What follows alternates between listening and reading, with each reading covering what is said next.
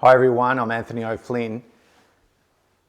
Paradigm Shift Summit is all systems go for 17th to 19th of June at Mantra Mooloolaba on the Sunshine Coast. Check out paradigmshift.com.au for the details of that 3-day event coming up fairly soon. So in the last video I was discussing the different aspects of the paradigm shift, and I was talking about these three subgroups. You can see here in this diagram basically what I refer to as classical spirituality, another group is the New Age, and the third group as the awakening community, the truthers, the activists, and of course where those three circles overlap is in the context that I've made this model the sweet spot for the paradigm shift, the transformation of human consciousness, and the birth of the new earth and the new paradigm.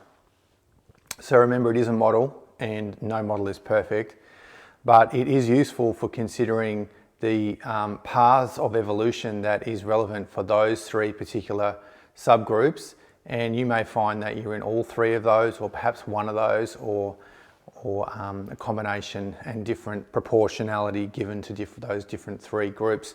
But ultimately, in my view, this process of the evolution of the soul is to finally merge into that sweet spot in the middle.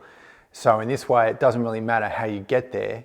The process is to make this quantum leap of consciousness of evolution. So this is a very exciting period that we're entering now. We've been there for a while, and we're seeing particularly that the group that is the awakening community, the truthers, the activists, I'm sure everyone knows what I'm referring to in that particular group.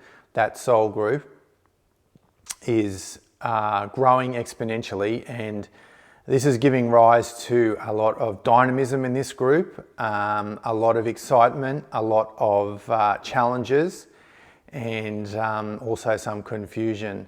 So really this video is addressing that particular group because in some ways they have the most potential due to the sheer numbers. And we're even seeing black flips by the mainstream media in regard to the magic potion, and this is showing, will only support the rise of the calling of this soul group to expand and expand significantly. So this is really something that is going to be very exciting to see. And my intention obviously is to help people move through this process as quickly as possible. And this book that I've written, Paradigm Shift, The Global Awakening of Humanity 2020 to 2040, it was actually number 3 in the Australian store in Prophecy a couple of days ago. It's dropped down a bit since then, but you can get that there on Amazon. I will try to get that another platform to make that available on. It's just that I have so many projects at the moment. It is really quite a busy time for me. So the real question we need to ask is that this phrase is thrown around. It's become like a cliche almost. It's used so often. Wake up, or are you awake, or I'm awakened. And this is really used by the activists, the awakening community. But my question really is to that group is, what exactly are you awake to? And the reply would often be, well, I'm awake to the power structure on the planet, the corruption, the abuse of power, geopolitics, questioning the official narrative of 9/11, the moon landing, questioning the motivations and the conduct of the medical mafia, questioning the fractional reserve banking system, questioning the nature of politics, individual politicians themselves. I mean, it just goes on and on and on. And this is basically, if at the deepest level, the way that this actual reality is structured, that there are infinite things that can be questioned or are corrupt or inverted in this way and in this time. So it's really the response really gives an indication of the horizontal aspect of awakening in this way, in this context. So what I'm talking about here is that basically everything can be looked at as being a process of awakening. but at what cost are you devoting your time and your energy, your focus, ultimately your life to, in order to awaken only horizontally, on this horizontal dimension of what I'm referring to as awakening? Now, I'm not suggesting in any way, and this is a major failing of the New Age in my view, that people bury their heads in the sand. But what I am suggesting is that there is only so many results that can be achieved in terms of awareness of the power structure or the ongoings on this planet, where there is a lack of personal transformation through this process. So you become awake, but what are you awake to? And the response really is rarely, if ever, to that question, well, I'm awake to pure unconditional love, I'm awake to compassion, I'm awake to an acceptance of all sentient beings, I'm awake to a profound gratitude for life itself, I'm awake to loving life, I'm awake to appreciation, I'm awake to a state of deep peace, I'm awake to a state of harmony. That's pretty much universally missing in this pursuit of the truth. So the question is that where is this journey of the truth, for the truthers, the activists, the awakening community, ultimately taking you? Because there is only so much truth you can discover on this horizontal plane. And the quest for the truth is profound. And this is why this seed, as I view it, of the awakening community is so powerful and has so much potential, because these people going through this process now, this soul group, has the potential or the quest to look for truth at a much deeper level. And we can see in texts such as the Bible, and the truth will set you free. Even this, the Theosophical Society, their dictum is, there is no religion higher than truth. So whatever truth is, it is something noble, it is something pure, it is something vast, and it is something that cannot ever be defiled or smeared. And so this is the profound quest that the seed is germinating on in this specific soul group. However, the question really is, the real question is, where will this quest for truth take these people individually and collectively in this particular soul group? And that's what I'm hoping, that this actually pursuit goes deeper and it goes into the more vertical dimension, into the deeper aspects of quest for truth, such as the quest of my existence, the discovery of my eternal soul, the nature of the eternity through the discovery of my Jivatman in yoga, my soul, the reflection of Atman. And it starts to go into the more spiritual dimension.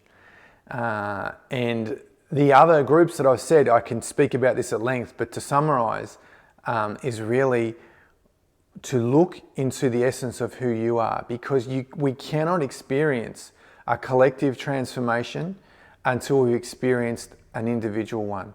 And this is so important, I can't stress this enough, because if we just go and make a new system with new institutions and everything at this level of consciousness, it's simply like rearranging the decks on the Titanic. We're simply setting ourselves up for failure in the future and to create a systemic crisis in the future, which is what we have now. And on that, whatever you refer to as being awake, well, the word Buddha actually means awakened one or enlightened one. So when we think about this idea of awake, we can draw parallels between the consciousness of Buddha. And that's what I'm really referring to or encouraging people. And it's going to look very different for every person in this particular group of what this spiritual journey is. And it will be a major challenge to get some people to start to consider their diet, what they're putting into their body, what they're consuming on the internet, what they're consuming on the TV, changing some of their habits, introducing meditation, mindfulness, gratitude practices, various modalities for increased self-awareness, such as the Enneagram or astrology. But this is what this journey entails. It's not simply a process of regurgitating all this information that we set up, that there is this institutional false light or inverted reality, however you want to define it, on this planet. It will only ever take you so far. And basically the law of diminishing returns applies to this. So when we consider where this is going to go, we have to ask ourselves, what is the essence of truth itself? What is the essence of the truth of life itself, of this existence, of this reality, of my incarnation onto this planet? It has to go into very vast existential pursuits to really give some genuine fruits on the vertical level, on the path of genuine transformation. And on that topic, you can see that people in the awakening community, unfortunately, are not at the level where they understand the esoteric reality of the use of energetic methods by the Cabal to maintain the status quo. And it is very, very sophisticated. It is much more sophisticated than what most people actually realize.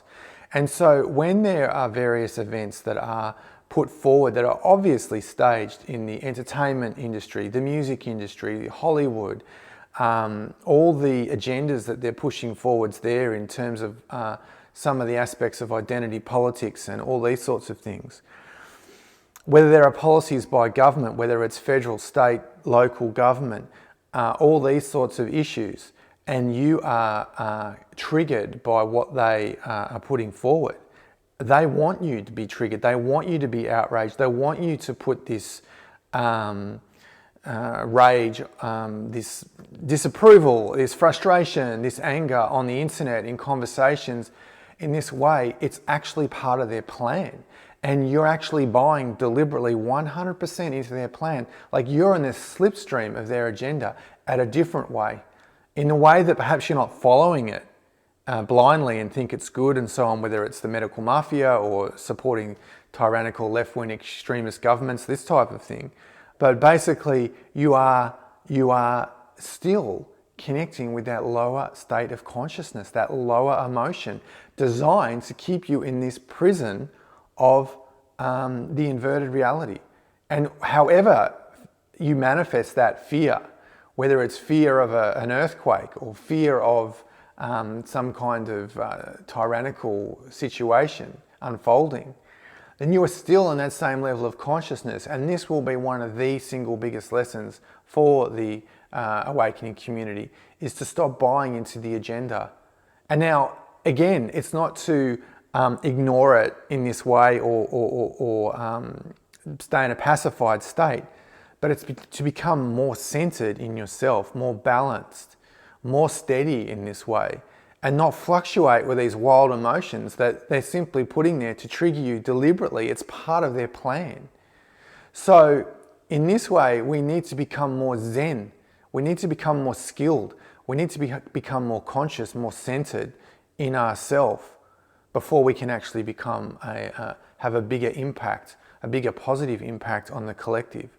And this is very exciting because I can see that this transformation is starting to occur already in this particular group, but obviously there's a long way to go. And personally, I don't have any issue with that. I don't have really a big problem with some of the so-called leaders of the awakening community being grifters, as the accusations that people are making at them. It doesn't really bother me personally, because we're in the beginning phase of this. We're only in the foothills of climbing this mountain. And as time goes on, people will start to take personal responsibility for their life. They will start to be examples individually, and they will be more connected to their soul, more connected to their essence, and more skillful in the way that they navigate this shift. This is only going to occur. The real question is how many people will be able to get into this state of consciousness, and how much time it will take. So really, when what we're looking at here ultimately is wisdom. And that's why the Buddha is awake, because he's much more awake to perhaps the abuses of those who have a lot of resources, the rich and the powerful and so on, whatever. He was a prince himself, but there is a wisdom behind being awake, not just a knee-jerk reaction to every crisis that is manufactured, to every staged event, to every outrage. And this does not require perfection. None of us will be perfect moving through this, but it does require a greater level of self-awareness, the ability to be more centered and more skillful, basically. So this is embodying wisdom, and through the embodying of wisdom, there is a genuine transformation. And this is really where the power really lies. Now, I think that we are going to have this, as I said, 2023 is the year of the counter move. For me, it's the first exciting year to see what fruits will come. This is a marathon, it's not a sprint. And we will see emerging new leaders in this conscious movement who are in integrity, who are having this huge soul power. And this is going to be a big theme for me at the Easter retreat I run, and also at Paradigm Shift this year, soul power. Because this soul power is unstoppable, it's unshakable, it has this raw, irrepressible presence about it, and it's also defined with conscious intent. So there's plenty more to say about this topic. I could speak for a long, long time about it. Everything I see is encouraging. Everything is going in the right direction. The cabal basically have made so many critical tactical errors in the last few years that there is absolutely no way they can succeed their plan. It's just really a matter of time and how much collateral damage there will be to see how humanity responds to the consent to enslavement, which I'm still optimistic that this will be turned around. So that's everything for now. I'll be making plenty more videos this year. Subscribe to my YouTube channel if you haven't seen it. And it's my name, Anthony O'Flynn. And check out Paradigm Shift Summit, 17th to 19th of June at Mantram, Mooloolaba on the Sunshine Coast. Workshops will be on the Monday. Plenty of exciting announcements coming up about that in the next few weeks. So stay tuned for more. Thanks for watching. We live in epic times.